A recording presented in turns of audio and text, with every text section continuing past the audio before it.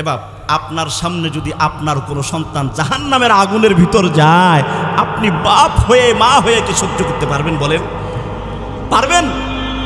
আপনার চোখের সামনে আপনার সন্তান নামাজ না পড়ে তা আগুনে পাড়া দিতেছে, আপনার চোখের সামনে আপনার স্ত্রী নামাজ না পড়ে তো আগুনে পাড়া দিতেছে, তাহলে আপনার কেন কষ্ট লাগে না? কেন কষ্ট লাগে না বলেন?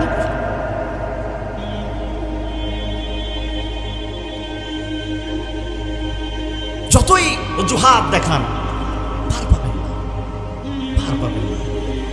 এই জন্য এই অজুহাতে এই কারণে নামাজ পড়তে পারেন, খোদার কসম পার পাবেন না। রাসূলের একজন প্রিয় সাহাবী নাম হলো আব্দুল্লাহ আনসারী, দরিদ্র, খুব দরিদ্র একজন সাহাবী। আব্দুল্লাহ আনসারী নামাজে শরীক হয়, জামাতে অংশগ্রহণ করেন, বাকি সবার পরে যায়, সবার পরে গিয়ে মসজিদে যায়। আসেনি আমাদের সমাজে কিছু নেককার মানুষ মসজিদে পরে যায়, আসে না? আবার সবার আগে বাইরে হচ্ছে, আসে। ইমাম সাহেব যদি খুতবা একটু লম্বা করে, খালি গরির দিক তাকায় আর কয় হুজুর টাইম ঠিক রাখা, এটাও কিন্তু একটা ইবাদত, আছে কি নাই? ঈদের দিনে যায় আবার উল্টা ফতোয়া দেয়, বৎসরে একটা নামাজ হুজুর, আপনারা এমন কেন একটু দেরি কি করতে পারলেন না? কপাল পোড়ায় কয় বৎসরে বলে একটা নামাজ। ও জানে না যে ঈদের নামাজের আগে ফজরের নামাজ পড়ে নাই, তার আগে যে ফরজ আগে উঠতে গেছে এটাও যে পড়ে নাই, এটার মাথাই নাই। রোজ 5 বেলা যে রব ডাকে এটা জানাই নেই, ঠিক নেই। নতুন নামাজ সম্পর্কে জানে না, ইসলাম সম্পর্কে জানে না, দিন সম্পর্কে জানে না, কোরআন সম্পর্কে জ্ঞান নাই, যার কারণে যায় কয় হুজুর বৎসরে একটা নামাজ, তাও কি পড়ে ফেলেন, একটু দেরি করলে হয় না? বেয়াকুব। আব্দুল্লাহ আনসারী সবার পরে মসজিদে যায়, এরকম করে কয়েকদিন সবার পরে যায় আবার আগে বের হয়ে যায়, সবার পরে যায় আবার আগে বের হয়ে যায়, সবার পরে যায় আগে বের হয়ে যায়। রাসূলের কাছে কিছু সাহাবা একরাম অভিযোগ করলেন, ইয়া রাসূলুল্লাহ, আপনার সাহাবী আব্দুল্লাহ আনসারী মসজিদে সবার পরে সবার আগে বের হয়ে যায়, কারণটা কি? নবীজি বললেন, আমি ওর আনসারীর কাছ থেকে জানবো, তোমরা অনার্থক তার উপরে খারাপ ধারণা, বদ ধারণা তোমরা করো। রাসূল বলছেন, যে ব্যক্তি মসজিদে সবার পরে যায় আগে বের হবার জন্য, পাখি যেমন খাঁচার ভিতর থাকলে বের হওয়ার জন্য তলবলো করে, কিছু মানুষ আছে মসজিদে ঢোকার পর খালি বাইর হবে কখন। রাসূল বলছেন এগুলোর ভিতরে মুনাফিকের আলামত আছে। তো সাহাবা একরাম ভয় পাইছিলেন আব্দুল্লাহ আনসারীর কি হইল, এই জন্য রাসূলকে জানানো হইল। রাসূল বললেন, তোমরা কিছু বইল না, আমি তার সাথে কথা বলবো। তো রাসূল ওই দিন আসরের নামাজ আনসারীকে ধরবে, আসরের নামাজে সালাম ফিরে দেখে আনসারী ভাইগে গেছে না। খুব দিলের কানটা লাগায় শোনেন কথা, হাদিসের কথা একটাও বাহিরে কথা বলবো না। আসছি আল্লাহর কোরআন এবং হাদিস থেকে কিছু কথা বলবো, যে কথা আল্লাহ আমার জন্য জরুরি, আল্লাহ আপনাদের জন্য জরুরি হয়, এরকম কিছু কথা যেন আল্লাহ বলার তৌফিক দেন, বলেন আমিন। আমার যুবক ভাইয়েরা অত্যন্ত কষ্ট করে, আপনাদের এই মহতামিম সাহেব অত্যন্ত পরিশ্রমিক মানুষ, এই মাদ্রাসার জন্য তার জীবন প্রাণ দিয়ে মেহনত করতেছেন, বিদায় এই পর্যন্ত এই মাদ্রাসা আগাইছেন, ঠিক না? আল্লাহ পাক মহতামিম সাহেবের হায়াতের মধ্যে, ইলমের মধ্যে বরকত দান করেন, বলেন আমিন। হাদিসের ভিতরে আছে দুইটা জিনিস অত্যন্ত দামি। নাম্বার 1, সুস্থ থাকা, এটা হলো সব থেকে বড় নিয়ামত। সুবহানাল্লাহ বলেন, বিশ্বাস করেন না? সুস্থ আছেন বিদায় আপনি আসতে পারছেন, তাই না? সুস্থ থাকলেই সেজদা করা যায়, ঠিক না বাবা? সুস্থ থাকলেই বাইতুল্লাহ জিয়ারতে যাওয়া যায়, সুস্থ থাকলেই ভালো কাজ করা যায়, সুস্থ থাকলেই মসজিদে যায় সালাত আদায় করা যায়, রমজানে রোজা রাখা যায়। এজন্য সব থেকে বড় নিয়ামত হলো সুস্থতা। 2 নম্বরে যে নিয়ামত, শুধু সুস্থ থাকলেই যে সে আল্লাহর নেককার বান্দা হয়ে যায় এমনটা না। সুস্থতার পরে যেই নিয়ামত আল্লাহর সব থেকে বড়, সেটা হলো হেদায়েত প্রাপ্ত হওয়া, ঠিক না? সুস্থ আছেন, বাকি হিদায়াত নাই কপালে, মাগরিবের নামাজ পড়েন নাই, আপনার মতন দুর্ভাগা কপাল পোড়ায় আর একটাও নাই। সুস্থ সবল, বাকি আপনার মতন মুসলমান মসজিদে যায় এক ওয়াক্ত রবকে সেজদা করতে পারে না। আপনি অসুস্থ, আপনার কলব অসুস্থ।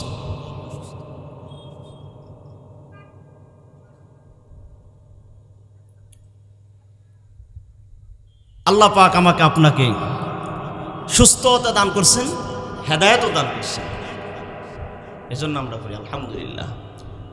কত মানুষ আছে হাঁটতে পারে না, এরপরও লাঠি ভর দিয়ে অন্যের উপর ভর করে মসজিদে যায় রবকে সেজদা করা আছে কি নাই? আবার কিছু নাফরমান বেঈমান হাইওয়ান এমনও আছে, শরীরটা সুস্থ, কোনো ব্যস্ততা নাই, কোনো কাজ নাই, এরপরও মসজিদ থেকে ডাকে রব, যায় না, আছে কি নাই? একদিন যায় না, একদিন যায় না, এরকম বাপ হাজারো মানুষ আছে যে হাইওয়ানগুলো জিন্দেগির 30 বছর পার করে দিছে, এখনো পর্যন্ত ফজরের নামাজ কয়টায় হয় জানে না। ভুল বললাম, ভুল বললাম বাপ? আপনি পড়েন, আমি পড়ি, এই জন্য আমার কাছে বিষয়টা স্বাভাবিক। খুদার কসম 40 বছর 50 বছর পার হয়ে গেছে, এরকম হাইওয়ান নামক জানোয়ার আমার আপনার এই সমাজে ঘোরাফেরা করে, ওরা এখনো পর্যন্ত ফজরের নামাজ কয়টা ওরা জানে না। সূর্যের আলো ওরা দেখে না, সূর্য ওঠা ওরা দেখে না, 10টার কালে ঘুম থেকে ওটা আছে কি নাই? আল্লাহ আমাকে আপনাকে সেই দলের অন্তর্ভুক্ত করেন নাই, আলহামদুলিল্লাহ। 5 ওয়াক্ত পড়তে পারেন না, মাঝে মাঝে তো যান, ঠিক না? যায়েন, মাঝে মাঝে যায়েন, আপনার কাজে লাগবে। আপনি যতটুকু রবকে সেজদা করবেন, যতটুকু রবের ইবাদত করে যাবেন, কবরে আপনার কাজে আসবে। আফসোস, বাবার সামনে সন্তান ফজরের নামাজ না পড়ে ঘুমায় থাকে। বাবা হাজী সাহেব, তবলিগের সাথী, চরমনায়ের মুরিদ, ডাক দেয় না, আছে কি নাই? কিচ্ছু বলে না, বিবি নামাজ পড়তেছে না, মেয়ে নামাজ পড়তেছে না, সন্তান নামাজ পড়তেছে না, বাবার কোনো কথা নাই। সে তার মতন তার লাইনে হাঁটতেছে, সে তার কাজ করে জান্নাতে যাইতেছে। খোদার কসম আপনি জান্নাত পাবেন না।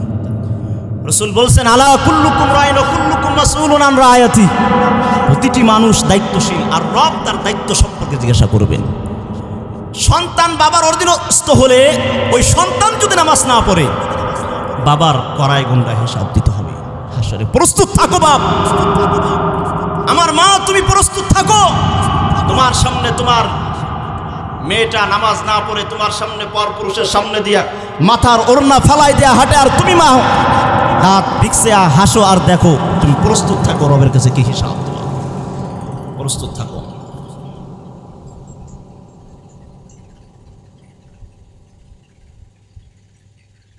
যারা নামাজ মোটেই পড়েন না, মোটেই পড়েন না, আপনাদের মতন দুর্ভাগা কপাল পোড়া বদনসিব পৃথিবীতে আর একটাও নাই। আল্লাহ পাক গোটা সৃষ্টি জগৎকে আল্লাহ বানাইছেন আমাদের জন্য, ঠিক নেই? সব মানুষের অধীনস্থ কিনা? গোটা মাখলুকাতকে আল্লাহ পাক সৃষ্টি করছেন আমার আপনার খেদমতের জন্য। আর আল্লাহ বলছেন, আমি আল্লাহ বানাইছি তোমাকে আমি আল্লাহর জন্য। ওমা খালাকতুল জিন্না ওয়াল ইনসা ইল্লা লিয়াবুদুন, মানুষ এবং জিন জাতিকে আল্লাহ পাক সৃষ্টি করছেন একমাত্রই রবের ইবাদতের জন্য। সুবহানাল্লাহ। তা যে মানুষ সে তো রবের ইবাদত করবে, ভুল বললাম? যে মানুষ সে তো রবকে সেজদা করবে, যে মানুষ সে তো পর্দায় থাকবে, যে মানুষ তো সুদ খাইতে পারে না, যে মানুষ সে তো ঘুষ খাইতে পারে না, যে মানুষ সে তো আজান হইলে মসজিদ থেকে অন্যদিকে যাইতে পারে না, যে মানুষ সে কখনো মা বাবাকে কষ্ট দিতে পারে না, যে মানুষ সে কখনো অন্যের মাল আত্মসাৎ করতে পারে না, যে মানুষ সে কখনো অন্যের উপর জুলুম করতে পারে না। কথা ঠিক কিনা? মানুষ নামক হাইওয়ান যেগুলো, আল্লাহ বলছেন, ওয়ালাকাদ যারানা লিজাহান্নামা কাসীরাম মিনাল জিন্নি ওয়াল ইনসি লাহুম কুলুবুল লা ইয়াফকাহুনা বিহা ওয়া লাহুম আ'য়ুনুল লা ইবসিরুনা বিহা ওয়া লাহুম আযানুল লা ইয়াসমাউনা বিহা উলাইকা কাল আনআম বাল হুম আযাল। যে মানুষ নামক হাইওয়ানটা বোঝে যে আজান হয়েছে, তার মানে রবের হুকুম আমাকে ফজরের নামাজ পড়তে হবে, তার মানে হুকুম রব আমাকে মাগরিবের নামাজে ডাকছে, আমাকে নামাজে যেতে হবে, এটা বুঝার পরেও যে খাট্টা মোড়াইয়া অন্যদিকে যায়, রব বলেন ও তো মানুষ, তো মানুষই না, বরঞ্চ তো হাইওয়ান ও হাইওয়ান না, হাইওয়ানের থেকেও খারাপ প্রাণী, কোনো গুনার ভিতরেই না, ও কোনো গুনার ভিতরে কোনো প্রাণী না। বুঝছেন? আল্লাহ বলেন ওয়াইলুল কুল্লি হুমাজাতিল লুমাজা, ধ্বংস ওই নামাজি। এখানে কিন্তু আল্লাহ বলেন নাই বেনামাজি ধ্বংস। কথাগুলো বোঝার চেষ্টা করেন। আল্লাহ বলেন নাই বেনামাজি ধ্বংস। আল্লাযীনা হুম আন সালাতিহিম সাহুন, যে নামাজি তার নিজের নামাজের ব্যাপারে গাফেল। তাফসীরের ভিতরে আসছে যে নামাজি সহি পড়তে পারে না, খুশখুশির সঙ্গে নামাজ আদায় করে না, নামাজের ভিতর দাঁড়ায় উদাসীন ভাব, এই দিক মন যায় ওই দিক মন যায়, ওই নামাজি ধ্বংস। তাহলে এবার বোঝেন যেগুলো নামাজ পড়ে না ওইগুলোর অবস্থাটা হবে। যে বেটা নামাজ পড়ে বাকি সূরা শুদ্ধ করে পড়তে পারে না, যে বেটা নামাজ পড়ে বাকি নামাজে মনটা রাখতে পারে না, চেষ্টা করে, আল্লাহ বলেন এইগুলো ধ্বংস হবে। বাকি যেগুলো পড়ো না বাপ, যেগুলো পড়ো না মা, আমার যুবক ভাই, তোমরা যারা নামাজ পড়ো না তোমাদের অবস্থাটা হবে কিন্তু ভাবো কি উপায় হবে তোমার, ভাবো একটু। কি নিয়ে যাওয়া রবের কাছে? হাসরে তো রাসূল বলছেন আউয়ালু মা ইউহাসাবু বিল আবদু ইয়াউমাল কিয়ামাতিস সালাহ, হাসরের সর্বপ্রথম বান্দাকে যে হিসাব তার থেকে নেওয়া হবে সেটা হলো নামাজ আদায় করছো কিনা, নামাজ পড়ছো কিনা। তো যে নামাজ পড়ো না বাপ, আমার মা তুমি নামাজ পড়ো না, আমার বোন যুবক ভাই 30 বছর পার হয়ে গেল এখনো পর্যন্ত তুমি ফজরের নামাজে মসজিদে গেলা না, তাহলে যুবক মারা গেলে রবের সামনে কি নিয়ে উঠবা একটু বলো না। বাপ আপনি তো দাদা হয়ে গেছেন, আমার মা আমি আপনাকে বলছি, মেয়ে বিয়ে দিয়ে দিয়েছেন, শাশুড়ি আম্মা হয়েছেন, আপনাকে বৌমা আম্মা বলে ডাকে, অথচ আপনি মাগরিবের নামাজ পড়েন নাই, আপনি এখনো নামাজ পড়তে পারেন না, পর্দা করতে পারেন না। আমা 40 বছর জীবনের অতিক্রম করে ফেলছেন, তো হাসরে রবের কাছে কি নিয়ে দাঁড়াবেন বলেন? আর সর্বোচ্চ আপনি 30 পাইতে পারেন, জীবনের অর্ধেকের বেশি তো পার হয়ে গেল নামাজ না পড়ে, ঠিক নেই? আছে কি না এরকম মানুষ? এরকম নেককার মানুষ আসেনি সমাজে? জোরে আওয়াজটা বলেন। হাজারো মানুষ এই সমাজের ভিতরে বসবাস করতেছে বেনামাজি, অধিকার নাই। ইসলামী শরিয়া হুকুম যদি এদেশে প্রতিষ্ঠিত হতো, বেনামাজি নামাজ না পড়ে ঘোরার সাহস পেত না, সাহস হতো না, অনুমতিও থাকতো না। বেনামাজির এলাকায় চলাফেরার কোনো অধিকার নাই। আল্লাহর দেওয়া আসমানের নিচে, আল্লাহর দেওয়া জমিন, আল্লাহর দেওয়া পানি, এগুলো গ্রহণ করার বেনামাজির কোনো অধিকার নাই, কোনো অধিকার নাই। এতটা ঘৃণিত বেনামাজি। হযরতে মূসা নবী আলাইহিস সালাম, ওনার যুগে একজন বেবিচারী মহিলা যৌবনের তাড়নায় শয়তানের ধোঁকায় বেবিচার করে ফেলছে, তার ফসল গর্ভে সন্তান আসছে, সন্তান প্রসবও করছে। এরপরে নবী আলাইহিস সালামের কাছে আসছেন, আল্লাহর পয়গম্বর মূসা, আমি তো অপরাধ করে ফেলছি, ভুল করে ফেলছি, বেবিচার করছি, আমার কি ক্ষমার কোনো রাস্তা আছে কি? হযরতে মূসা পয়গম্বর মুখটা অন্যদিকে ঘোরায় ফেলছেন। নাউজুবিল্লাহ বলবেন না। মহিলাটা মনটা খারাপ করে চলে গেছে। মহিলা আসলে কি জন্য? ভুল করছে, ভুল শুধরাইয়া তওবা করে রবের কাছ থেকে ক্ষমা নেওয়ার জন্য, ঠিক নেই? কিন্তু ক্ষমার আশ্বাস বাণী না পায় মনটা খারাপ করে চলে গেছে। আল্লাহ পাক জিবরিলকে পাঠাইছেন, যান আপনি আমার হাবিব বন্ধু মূসা কালিমুল্লাহর কাছে যান, যা বলেন ওই মহিলা যে আসলো তার ক্ষমার রাস্তা আছে কি নাই। সে তাকে আশ্বাস বাণী না শোনায় মুখটাকে ফেরায় নিল, কারণটা কি? বলে এজন্য ফেরাইছে, সে বেবিচার করছে। জিবরিল আমিন বলছেন, আপনি যে তাকে দেখে মুখটা ফেরায় নিলেন, এর থেকেও তো সমাজে আপনার হাজারো মানুষ আপনার সমাজে ঘোরাফেরা করতেছে, তাহলে এই লোকগুলোকে কেন বের করতেছেন না? হযরতে মূসা আলাইহিস সালাম বললেন, তারা কারা? জিবরিল আমিন বললেন, তারা হলো ওই সমস্ত লোক, যে লোকগুলো আল্লাহর পক্ষ থেকে হুকুম হয় নামাজ পড়ার জন্য কিন্তু নামাজ আদায় করে না। ওই বেনামাজি, এই বেবিচার করনেওয়ালা মহিলার থেকেও খারাপ। নাউজুবিল্লাহ বলবেন না? এতটা ভয়ঙ্কর, এতটা ভয়ঙ্কর। হায় বাপ, নামাজ পড়তেছেন না, 30 বছর পার হয়ে গেল, জিন্দেগিটা কি এমনি পার করে দিবেন? জীবনের সামনের দিকেই তো আগাইতেছি, কবরের দিকেই তো আগাইতেছি, তা জিন্দেগি কি এমনি নামাজ না পড়তে পড়তেই কি পার হবে? কথা বলেন, এমনি কি জিন্দেগি পার হয়ে যাবে গা? ভাই, যে ব্যক্তি সুদ খাইতেছে ও তো জিন্দেগির শুরু থেকে সুদের ব্যবসা শুরু করছে, আজকে 50 বছর পার হয়ে গেছে, এখনো পর্যন্ত এই নাফরমান, এই হাইওয়ান সুদ খায়। আমি বলি বাপ, তোর জিন্দেগির 50 বছর অতিক্রম হয়ে গেল, সুদ সার্ভি করো বল। 50 বছর সুদ খাইতে খাইতেই পার করলি, সুদের ব্যবসা করতে করতেই পার করলি, সুদের লেনদেন করতে করতেই 50 বছর পার করলি। হায়াতের জিন্দেগি পাবি কতটুক, বাকি আর আছেই কয়দিন তোর এক পা তো কবরে। তাহলে তুই ভালো হবি কবে? ভালো হওয়ারও তো একটা সময় লাগে, বলেন ঠিক নিয়ে?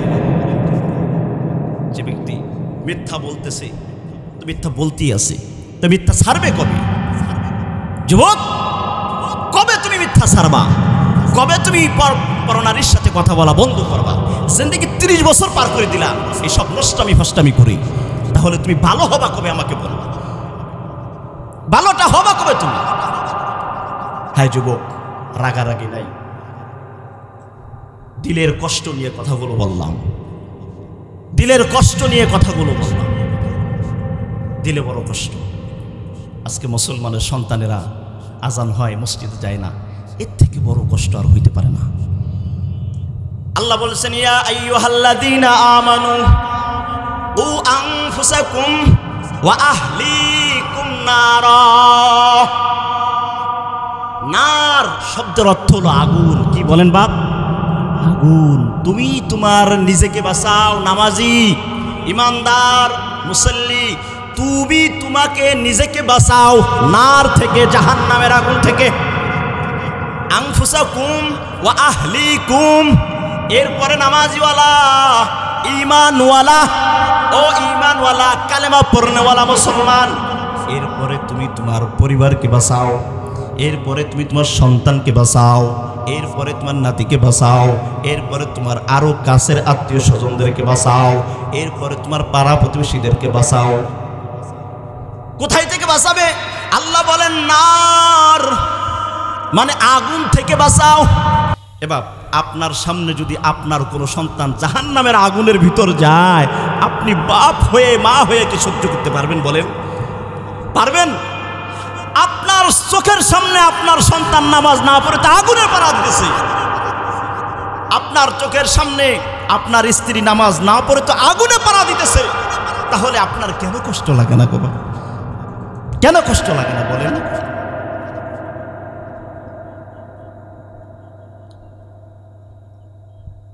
যতই অজুহাত দেখান, পার পাবেন না, পার পাবেন না। আমি এই জন্য এই অজুহাতে, এই কারণে, ও কারণে নামাজ পড়তে পারি, খোদার কসম পার পাবেন না। রাসূলের একজন প্রিয় সাহাবী, নাম হলো আব্দুল্লাহ আনসারী, দরিদ্র, খুব দরিদ্র একজন সাহাবী। আব্দুল্লাহ আনসারী নামাজে শরীক হয়, জামাতে অংশগ্রহণ করেন, বাকি সবার পরে যায়, সবার পরে গিয়ে মসজিদে যায়। আসেনি আমাদের সমাজে কিছু নেককার মানুষ মসজিদে পরে যায়, আসে না? আবার সবার আগে বাইরে হচ্ছে, আসেন। ইমাম সাহেব যদি খুতবা একটু লম্বা করে, খালি গরির দিক তাকায় আর কয় হুজুর টাইম ঠিক রাখা, এটাও কিন্তু একটা ইবাদত, আছে কি নাই? ঈদের দিনে যায় আবার উল্টা ফতোয়া দেয়, বছরে একটা নামাজ হুজুর, আপনারা এমন কেন, একটু দেরি কি করতে পারলেন না? কপাল পোড়ায়, কয় বছরে বলে একটা নামাজ। ও জানে না যে ঈদের নামাজের আগে ফজরের নামাজ পড়ে নাই, তার আগে যে ফরজ আগে গেছে এটা যে পড়ে নাই, এটার মাথাই নাই। রোজ 5 বেলা যে রব ডাকে এটা জানাই নেই, ঠিক নেই? নতুন নামাজ সম্পর্কে জানে না, ইসলাম সম্পর্কে জানে না, দিন সম্পর্কে জানে না, কোরআন সম্পর্কে জ্ঞান নাই, যার কারণে যায় কয় হুজুর বছরে একটা নামাজ, তাও কি পড়ে ফেলেন, একটু দেরি করলে হয় না? বেয়াকুব। আব্দুল্লাহ আনসারী সবার পরে মসজিদে যায়, এরকম করে কয়েকদিন সবার পরে যায়, আবার আগে বের হয়ে যায়, সবার পরে যায়, আবার আগে বের হয়ে যায়, সবার পরে যায়, আগে বের হয়ে যায়। রাসূলের কাছে কিছু সাহাবা একরাম অভিযোগ করলেন, ইয়া রাসূলুল্লাহ, আপনার সাহাবী আব্দুল্লাহ আনসারী মসজিদে সবার পরে সবার আগে বের হয়ে যায়, কারণটা কি? নবীজি বললেন, আমি ওর আনসারীর কাছ থেকে জানবো, তোমরা অনার্থক, তার উপরে খারাপ ধারণা, বদ ধারণা তোমরা কইরো। রাসূল বলছেন, যে ব্যক্তি মসজিদে সবার পরে যায় আগে বের হবার জন্য, পাখি যেমন খাঁচার ভিতর থাকলে বের হওয়ার জন্য তলবল করে, কিছু মানুষ আছে মসজিদে ঢোকার পর খালি বাইর হবে কখন। রাসূল বলছেন এগুলোর ভিতরে মুনাফিকের আলামত আছে। তো সাহাবা একরাম ভয় পাইছিলেন আব্দুল্লাহ আনসারীর কি হইল, এই জন্য রাসূলকে জানানো হইল। রাসূল বললেন, তোমরা কিছু বইল না, আমি তার সাথে কথা বলবো। তো রাসূল ওই দিন আসরের নামাজ আনসারীকে ধরবে, আসরের নামাজে সালাম ফিরে দেখে আনসারী ভাগিয়ে গেছিল। খুব দিলের কানটা লাগায় শোনেন কথা, হাদিসের কথা, একটাও বাহিরে কথা বলবো না। আসছি আল্লাহর কোরআন এবং হাদিস থেকে কিছু কথা বলবো, যে কথা আল্লাহ আমার জন্য জরুরি, আল্লাহ আপনাদের জন্য জরুরি হয়, এরকম কিছু কথা যেন আল্লাহ বলার তৌফিক দেন, বলেন আমিন। আমার যুবক ভাইয়েরা অত্যন্ত কষ্ট করে, আপনাদের এই মহতামিম সাহেব অত্যন্ত পরিশ্রমিক মানুষ, এই মাদ্রাসার জন্য তার জীবন প্রাণ দিয়ে মেহনত করতেছেন বিদায় এই পর্যন্ত এই মাদ্রাসা আগাইছেন, ঠিক না? আল্লাহ পাক মহতামিম সাহেবের হায়াতের মধ্যে, ইলমের মধ্যে বরকত দান করেন, বলেন আমিন। আমার যেই যুবক ভাইরা এই মাহফিলের আঞ্জাম করছে, আমি শুনছি অনেক আনন্দের সঙ্গে আমার যুবক ভাইরা এই মাহফিলের আয়োজন করছে, মহতামিম সাহেবের সঙ্গে আছেন, রাত দিন পরিশ্রম আমার ওই যুবক ভাইরা করছে। আল্লাহ আমার এই যুবক ভাইদের ওয়ালিদ বিন খালেদের সঙ্গে জান্নাতের ব্যবস্থা করে দেন, বলেন আমিন। তো রাসূল কিছু সংখ্যক সাহাবীদেরকে নিয়ে আব্দুল্লাহ আনসারী বাড়ির ঘরের দরওয়াজায় গিয়ে নক করছেন। রাসূল সালাম দিয়ে ডাক দিচ্ছেন আব্দুল্লাহ আনসারী, দ্বিতীয়বার ডাক দিচ্ছেন আব্দুল্লাহ আনসারী, দুইবার ডাকা হয়েছে। দুইবার ডাকার পরে আনসারীর ভিতর থেকে কোনো আওয়াজ দেন নাই। তৃতীয়বার আব্দুল্লাহ আনসারী বলে যখন ডাক দিচ্ছেন, আব্দুল্লাহ আনসারী তখন এসে ঘরের দরওয়াজাটা খুলছেন।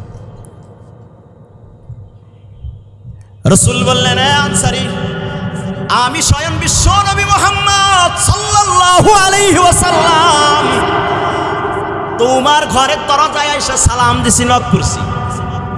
তুমি প্রথম ডাকে আসো নাই, দ্বিতীয় ডাকে আসো নাই, আনসারী তৃতীয় ডাকে আসলা, কেন আসলা? দরজা খুলছে, দেখে ছোট্ট নাবালক শিশু আব্দুল্লাহ আনসারী, ছোট্ট একটা সন্তান শিকল দিয়া বাইদা রাখছে। নবীর প্রশ্ন আরেকটা, আনসারী এই ছোট্ট নাবালক বাচ্চাকে, বলে আমার সন্তান, কেন বাইদা রাখছো? আব্দুল্লাহ আনসারী বলে, নবী আমার, কেনই বা দেরি করে আইছি, কেনই বা সন্তানকে আমি বাইদা রাখছি, বলবো, একটু সময় দেন। ভিতরে আসেন। না না না আনসারী, আগে বলো, কেন নামাজে পড়ে যাও, আগে আসো, বলো, আগে বলো। আব্দুল্লাহ আনসারী বলেন, নবী আমার, মসজিদে সবার পরে যাই, দিলে বড় ব্যথা, মসজিদে আবার মসজিদ থেকে সবার পরে বের হই, নবী আপনার সঙ্গে মোলাকাত করতে পারি না, কথা বলতে পারি না, আপনার পবিত্র জবানের ভাষা শুনতে পারি না, আমার দিলেও বড় ব্যথা। নবী আমার কেন আগে আসি জানেননি? নবী আমার, আমি একজন দিনমজুর, দিন আনি দিন খাই, আমার আর আমার স্ত্রীর দুইজনের মিলে একটা কাপড়ের ব্যবস্থা।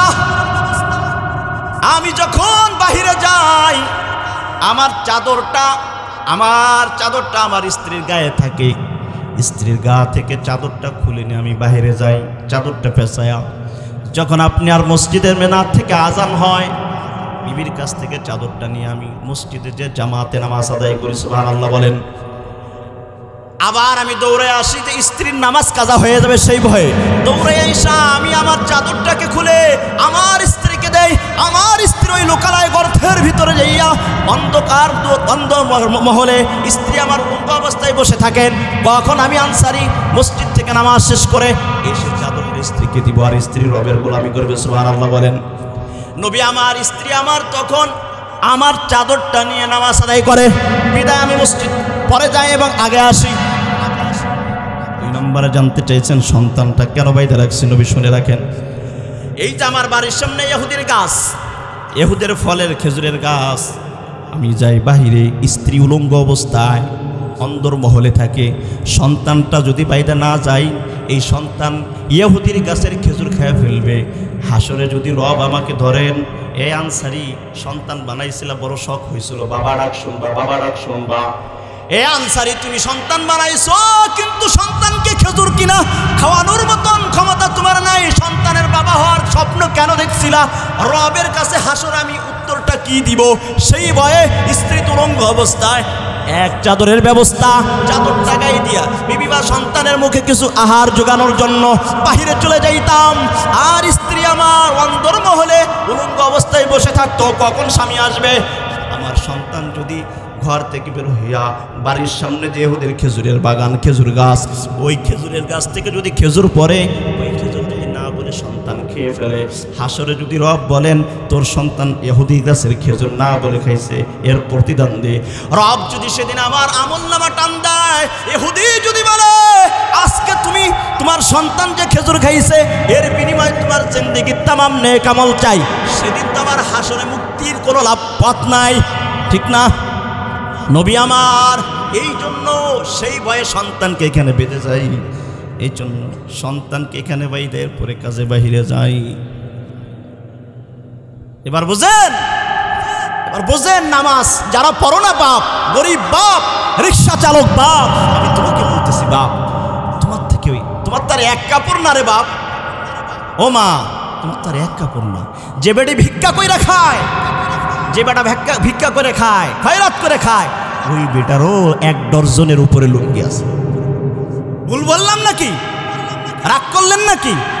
আরে বেনামাজের গোষ্ঠী, তোমরা যারা নামাজ পড়ো না বাপ, লিখে রাখো তোমাদের মতন দুর্ভাগা কপাল আরেকটা নাই। কুকুর রবের কাছে দোয়া করে, মালিক ফজর হবে তো ঘুম থেকে ওঠার পর দুনিয়া সব দেখায় আল্লাহ, বাকি বেনামাজের মুখ তুমি আমাকে দেখায়, বেনামাজের মুখ তুমি আমাকে দেখায় না। খুব সাবধান। আমি বলবো, আমি সব জায়গায় একটা কথাই বলি যে বাপ তোমরা যারা 5 ওয়াক্ত নামাজ পড়তে পারো না, 5 ওয়াক্তর দরকার নাই, রোজ 1 ওয়াক্ত পড়ো না, বাকি শুরু করে দাও। রোজ 1 ওয়াক্ত করে 1 সপ্তাহ পর্যন্ত 7 দিনে 7 ওয়াক্ত পড়ো, এরপরে পরের মাস থেকে 2 ওয়াক্ত পড়ো, এর পরের মাস থেকে 3 ওয়াক্ত পড়ো। যারা একেবারে পড়োই না আমি তাদেরকে বলছি, মা কষ্ট হয়ে যায় নামাজ পড়তে, রোজ 1 ওয়াক্ত পড়ো, অন্তত রবের সঙ্গে একবার একটু দেখা করো। নামাজ মানে কে? রবের সঙ্গে মোলাকাত না, মেরাজ না? তা আল্লাহ তো ডাকেন বান্দারে, কই আয় আয় আয় আয়, আমার আর ভাল লাগতেছে না। বন্দা সারাটা রাত ঘুমায়, আল্লাহ পাগল পারা হয়ে যায়, ও বন্দা কত ঘুমাইলি রে, আর আমার ভাল লাগতেছে না। আল্লাহ সহ্য করতে পারে না, মুয়াজ্জিনের ভাষায় এ বন্দা ডাক না আমার বান্দাদেরকে, ওরা আসুক, আমি আল্লাহর সঙ্গে একটু কথা বলবো। সুবহানাল্লাহ, আসুক একটু কথা বলবো। আল্লাহ ফজরে ডাকেন। যারা আল্লাহর গোলাম, যারা আল্লাহর বন্ধু, যারা আশিক, ওরা যত শীত হোক, যত গরম হোক, যত ঝড় হোক, যত বৃষ্টি হোক, ওরা মসজিদে যাইবেই যাইবে। পৃথিবীর কোনো বাধা ওদেরকে ফেরায় রাখতে পারবে। ভুল বললাম? কারণ তারা রবকে চিনছে, রবকে চিনছে। এই জন্য ভাই, আমি যদি ভালো হয়ে যাই, নামাজিওয়ালা হয়ে যাই, আমার পরিবার যদি নামাজি হয়ে যায়, তাহলে সমাজ ভালো হয়ে যাবে, সমাজ ভালো হয়ে যাবে, রাষ্ট্র ভালো হয়ে যাবে। আসলে আপনারা অনেক ভালো, আপনারা অনেক ভালো, বাকি আমরা ভালো না, আমরা হুজুরেরা ভালো না। আমি আপনাদের কোনো দোষ দিই না। আমাদের ভিতরে যে ঠেলাঠেলি, এই ঠেলাঠেলির কারণে সাধারণ পাবলিক মানে কার পিছনে নামাজ পড়বে দ্বিধাদ্বন্দ্বে পড়ে গেছে। বললাম নি? ঠিক বলছি নি? কোরআন এক, হাদিস এক, নবী এক, তাহলে এত ভিন্নতা কেন ভাই? এত দলাদলি কেন? একটা সময় ছিল এই মাইকে আমরা কোরআনের সত্য কথাগুলো বলতে পারি নাই, আমরা চাইলেও সুদের বিরুদ্ধে বয়ান এই ময়দান থেকে করতে পারি নাই, ঘুষের বিরুদ্ধে বয়ান করতে পারি নাই, দুর্নীতির বিরুদ্ধে কথা বলতে পারি নাই, চাঁদাবাজের বিরুদ্ধে কথা বলতে পারি নাই, লম্পটের বিরুদ্ধে কথা বলতে পারি নাই, দেশের মাল যারা আত্মসাৎ করে বিদেশে পাচার করছে তাদের বিরুদ্ধে কথা বলতে পারি নাই। জামাত, হিফাজত, চরমনাই ডাক লাগিয়ে আমাদেরকে জেলখানায় ঢোকানো হয়েছে। এখন তো রব আমাদেরকে সুন্দর একটা পরিবেশ দিয়েছেন, আলহামদুলিল্লাহ। বিগত 15.5 বছর এই জাতির উপরে উহুদ পাহাড় যেমন বিশাল এক পাহাড়, 4.5 কিলোমিটার দূর, এই উহুদ পাহাড়ের থেকেও বড় এক পাহাড় নামক পাথর আমাদের বুকের উপর চাপা দেওয়া ছিল।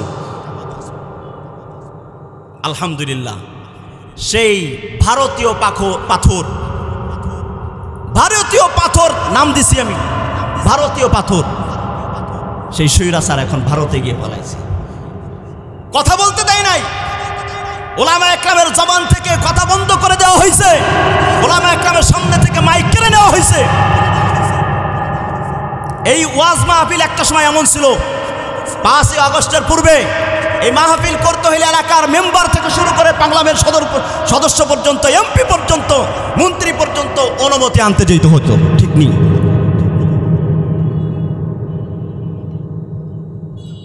আজকে কই তোমরা, কই তোমরা? তোমরা আমাদেরকে বলতা লাইসেন্সবিহীন জামাত, ফিগারবিহীন এই বিএনপি, হেফাজত বলে আমাদেরকে গালি দিতা। আমরা ঠিকই আমাদের জায়গায় আছি, পাকিস্তানি রাজাকার বলে আমাদেরকে গালি দিতা।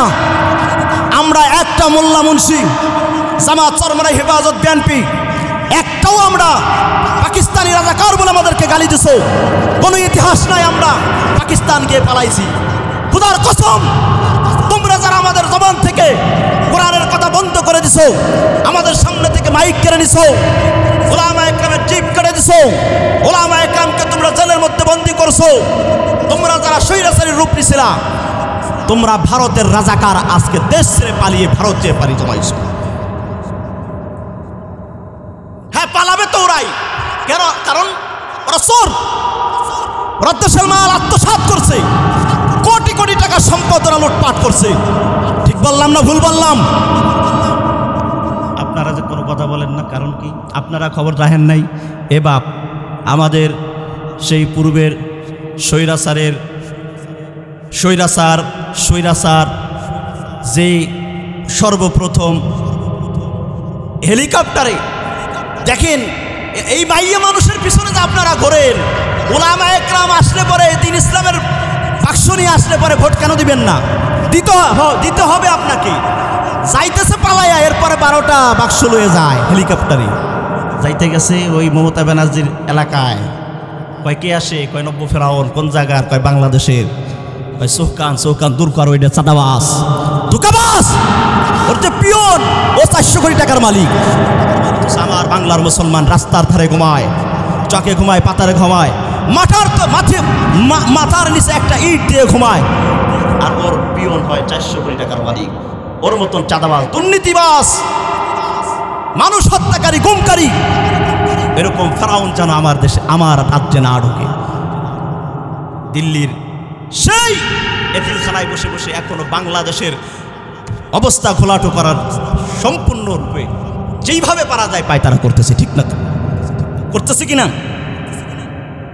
আজকে ভয় নাই, আমরা ভয় আগেও পাই নাই, আমাদের আকাবিররাও ভয় পান নাই, জীবন দিছেন, শহীদ হয়েছেন, এরপরও কোরআনের কথা বলা বন্ধ করেন নাই। আমরাও করব না, কারণ আমরা সত্যের পথে, এই জন্য আমরা দুনিয়ার কোনো জেল আর জুলুমকে ভয় পাই না। তোমরা ভয় পাও, এজন্যই তো একসঙ্গে রাতারাত সবগুলো পালিয়ে গেছো, সব চলে গেছো। আমরা কেউ যাই নাই। তোমরা যাবা এই জন্য কেন? চাঁদাবাজি করছো, লুটপাট করছো, এতিমের মাল আত্মসাৎ করছো, সাধারণ মানুষের উপর গুলি করছো, আমার সাধারণ ছাত্র ভাই ছাত্র জনতার বুকে তোমরা গুলি করছো। সেজন্য তোমাদের ভয়ে তোমাদেরকে দিল্লি পাঠিয়ে দিতে হয়েছে। আপনারা কি রাগ করতেছেন? রাগ করতেছেন? এবার আপনি মনে করেন না এখনো ভালো অবস্থায় আছেন। খোদার কসম, এই 5ই আগস্টের পর আমরা দেখতেছি উলামা একরাম এখনো স্টেজে বয়ান করতে গেলে উলামা একরামের সামনে থেকে মাইক নিয়ে যাওয়া হয়। কে নাই তারা আসেনি, তাই নাইকে দোষ আমার, দোষকার বলেন, দোষকার আমার মতন টুপিওয়ালার সাধারণ খেটে খাওয়া মানুষ থেকে শুরু করে শহর, গ্রাম থেকে শুরু করে শহর পর্যন্ত সকল মানুষের ভিতরে একটা স্বপ্ন লালিত পালিত করছে যে সব কিছু দেখছি, নৌকার ধানের শীষ, লাঙ্গল কোনোটা দেখার বাকি নাই। এবার যদি উলামা একরাম ইসলামপন্থী, দ্বীনপন্থী উলামা একরাম যদি ইসলামের পক্ষে একটি বাক্স নিয়ে আসতে পারে, তাহলে এদেশে ইসলাম কায়েম হবে। এরকম স্বপ্ন আপনারা দেখছেন কি দেখছেন না? কিন্তু 5ই আগস্টের পরে আজকে 1 বছর পার হয়ে 4 বছর অতিক্রম হইতেছে। আমাদের দুর্ভাগা কপাল, আমরা এতটাই কপাল পোড়া, আমরা প্রত্যেকের জায়গা থেকে আমরা হুজুরেরা, আমরা উলামায়ে কেরাম, আমি অমুক দলের নেতা, আমি অমুক দলের চেয়ারম্যান, আমি কেন তার সাথে মিলতে যাব? যার কারণে আজও পর্যন্ত স্বৈরাচার ঠিকই চলে গেছে। কোরআনের কথা এখনো বলতে গেলে মুখের সামনে থেকে মাইক কেড়ে নেয়।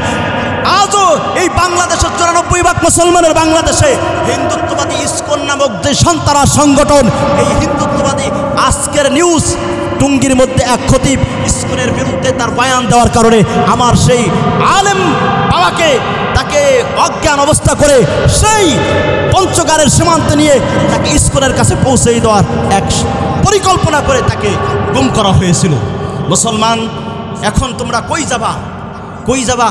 এই যে আমার বোন মাত্র 13 বছরের আশামণি, মাদ্রাসার এক ছাত্রী, হিন্দু এক ব্যক্তিত্ব, ইসকনের এক দালাল, আমার ওই বোনকে 3 দিন পর্যন্ত তাকে ধর্ষণ করছে, বিচার হয় নাই। কানাইপুরের ভিতরে আমার মুসলমান ভাইকে হিন্দুত্ববাদী চেয়ারম্যান তাদেরকে পিটিয়ে তাদেরকে হত্যা করছে, আজও পর্যন্ত তার কোনো বিচার হয় নাই। অ্যাডভোকেট সাইফুল ইসলাম ইসকন সন্ত্রাসীর ওই মুসলমানদের পক্ষে কোর্টে কথা বলছেন। কোর্ট থেকে বের হওয়ার পর আমার অ্যাডভোকেট সাইফুল আলিফকে রাস্তার ভিতরে ওপেনলি সাধারণ জনগণের সামনে আমার ওই ভাইকে কুপিয়ে হত্যা করা হয়েছে, এখনও তার কোনো বিচার হয় নাই। আমি বলতে চাই সাধারণ জনগণ এবং আমার ছাত্র ভাইয়েরা, তোমরাই যারা 5ই আগস্টের পূর্বে তোমরা দেশকে যারা স্বাধীন করতেছো, খোদার কসম যুবক, খোদার কসম ছাত্র ভাই, খোদার কসম আমার তরুণ ভাই, এদের স্বাধীন হয় নাই। এখনো পর্যন্ত এই স্বৈরাচারের চালাবালা এই বাংলাদেশে অহরহ ঘুরতেছে। যদি হইতো এইগুলোর বিচার হইতো। আপনি দেখেন, একটা হিন্দুর বাড়ি যদি আঘাত করা হইতো, এই হিন্দুরা সবাই মিলে, রাষ্ট্র মিলে এই মুসলিমকে ধাওয়া করত।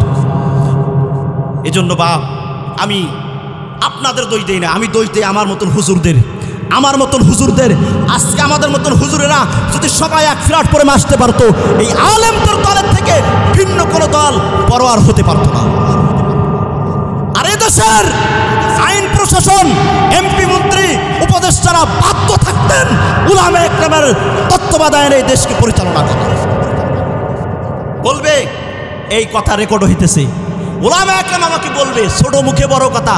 হ্যাঁ বাপ, এটা আমার কথা না, সাধারণ জনগণের মনের পাশ, তাদের মনের কথা যে হুজুররা সবাই এক হোক, আমরা হুজুরকে দেখবো, আমরা ইসলাম দেখবো। কিন্তু আমরা সেটা দিতে পারতেছি না। আমার ছাত্র ভাইদের, তরুণ ভাইদের আকর্ষণ করছি, আমার ভাই, এখন আমরা স্বাধীন না। তোমরা যারা ওদেরকে ওখানে বসাইছো, এই সব মাথা ফুলাগুলা ভারতের এজেন্ট। না হলে পরে কেন এইগুলার বিচার হইল না? আমার বোন 3 দিন পর্যন্ত ধর্ষণ হইল। বাপ, আজকে যদি তোমার ঘরের মেয়ে ধর্ষিতা হইতো, তুমি বাপ সহ্য করতে পারতে? তোমার আইনজীবী ছেলে যদি হিন্দুত্ববাদী জঙ্গিত্ব, ওই ইসকনের দালাল, ইসকনের সন্ত্রাসীদের হাতে তোমার ঘরের সন্তান যদি কুপিয়ে হত্যা করা হইতো, তুমি বাপ সহ্য করতে পারতে? কেন আমরা বিচার পাইতেছি না? আমাদের কথা কেন নিতেছে না? আমাদের আলেমদের কথা কেন নিতেছেন না? কারণ তারা জানে এরা ভিন্ন, এদের শক্তি কম। যদি সবাই এক প্ল্যাটফর্মে আসতে পারতাম, ওরা আমাদের কথা মানতে বাধ্য হতো। ইসলাম বিদ্বেষী যারা কথা বলতো, কোরআন নিয়ে যারা কথা বলতো, উপদেষ্টারা মানতে, বিচার করতে বাধ্য হইতো যে এটা ইসলামের দেশ, এটা মুসলমানদের দেশ, এটা আলেমদের দেশ, তৌহিদি জনতার দেশ। এই দেশে উল্টাপাল্টা করলে তার ছাড় নাই। তাহলে বাপ, বড় আফসোস নিয়ে কথাগুলো বললাম। আজকে আমার এই মুসলমানের দেশে আমার বোন ধর্ষিত হবে, আমার মুসলিম ভাই ইসকনের সামান্য কয়েকটা ইসকনের হাতে রক্তাক্ত হবে, ওপেনে মানুষের সামনে তাকে হত্যা করে মারে ফেলবে, আর আমি চেয়ে দেখবো আর মুসলমান দাবি করবো। খোদার কসম, আমার মতন ধোঁকাবাজ মুসলমান আরেক নাই। এজন্য বাপ, আমি বলবো, আমরা আগে সর্বপ্রথম আমি নিজেকে শুধরাই, আমি আমাকে শুধরাই, আমার পরিবারকে শুধরাই, আমার মহল্লাকে শুধরাই, ইনশাআল্লাহ আমার গোটা সমাজ শুধরাইয়া যাবে, দেশ শুধরাইয়া যাবে। আর দোয়া চাই, আপনারা দোয়া করেন আল্লাহ পাক যেন গোটা বাংলাদেশের ইসলামপন্থী উলামায়ে কেরামদেরকে ঐক্যে এক প্ল্যাটফর্মে আসার তৌফিক দান করেন। জানি না কি হইতেছে, আরে ছাত্র ভাই, তোমার রক্তে পাড়া দিয়ে ওই উপদেষ্টাগণ ওখানে গেছেন, তারপরও আজকে এখনো পর্যন্ত আমার ছাত্র ভাইয়ের বুকে গুলি লাগায়। ওই স্বৈরাচারের আমলে কাদিয়ানি ফিতনা ছিল, এখনো আছে। খোদার কসম, কোনো পরিবর্তন হয় নাই, আগে যা এখনো তা। অতএব ঘুমায় থাকলে হবে না। ইসলাম প্রতিষ্ঠিত করতে হইলে ইসলামপন্থীদেরকে সামনে রেখে সামনের ভবিষ্যৎ আমাদেরকে সেইভাবে চলতে হবে। আমাদের এই সালথানগর কান্দার সর্বজনীয় সম্মানিত ব্যক্তিত্ব আল্লামা শাহ আকরাম আলী সাহেব ইসলামী খেলাফতের পক্ষে তিনি আপনাদের কাছে আসছেন বা আসবেন। আমি আপনাদেরকে বলবো, তিনি বর্ষিয়ানে আলেমে দিন, এদিক সেদিক যত ইসলামী দল যদি ঐক্য না হয়ে আসে, আপনাদের কাছে আমি বলবো আল্লামা শাইখুল হাদিস শাহ আকরাম আলীর পক্ষে আপনারা কাজ করবেন ইনশাআল্লাহ। আল্লামা মামুনুল হকের পক্ষে আপনারা কাজ করবেন। যারা বাতিলের সাথে কখনো আপোষ করেন নাই, আমরা তার পক্ষে আছি তো ইনশাআল্লাহ। আল্লাহ কবুল করেন। যা বললাম শুনলাম, আল্লাহ সর্বপ্রথম আমাকে আমল করার তৌফিক দান করেন, আল্লাহ আপনাদেরকে আমল করার তৌফিক দান করেন। আজকের মাহফিলকে আল্লাহ কবুল করে নেন। মোনাজাত পর্যন্ত আল্লাহ পাক আমাদেরকে থেকে এই বরকত হাসিল করার তৌফিক দান করেন। আসসালামু আলাইকুম ওয়া রাহমাতুল্লাহি ওয়া বারাকাতুহু।